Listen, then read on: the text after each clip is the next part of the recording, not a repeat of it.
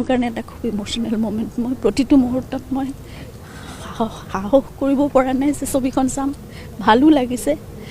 মই আজিলৈকে কিন্তু কাম চলি থাকোঁতে মই স্ক্ৰীণত মানে ভালকৈ চাব পৰা নাই। এটা গানো মই চালে কি মানে চাইছোঁ, কিন্তু মই সম্পূৰ্ণ কেনেকৈ ছবিখন চাম সেইটো কাৰণে মই নিজক প্ৰস্তুতো কৰিব পৰা নাই এতিয়ালৈকে। মই ভাবি আছোঁ চাবগৈতো লাগিবই, আৰু সকলো জুবিনৰ যিটো সপোন সেয়া পূৰা হ'ব। কিন্তু এটাই দুখ যে তেওঁ নিজে স্বচক্ষেয়া যদি চাবলৈ পালেহেঁতেন আজি বহুত সুখী হ'লহেঁতেন, কিন্তু তেওঁ সুখী হ'ব, তাৰ পৰাই তেওঁ সুখী হ'ব।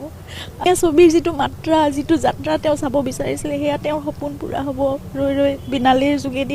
5 বজা নহয়, পুৱা 4:45 পৰাই আৰম্ভ হ'ব ৰৈ ৰৈ বিনালীৰ দৰ্শনী। জুবিন গাৰ্গৰ অন্তিমখন চিনেমাৰ বাবে অধীৰ আগ্ৰহেৰে বাট চাইছে অসমবাসীয়ে। শুকুৰবাৰে মুক্তি লাভ কৰিব জুবিন গাৰ্গৰ সপোনৰ চিনেমা ৰৈ ৰৈ বিনালী। জুবিন গাৰ্গৰ অন্তিমখন চিনেমাৰ বাবে অধীৰ আগ্ৰহেৰে বাট চাইছে অসমবাসীয়ে।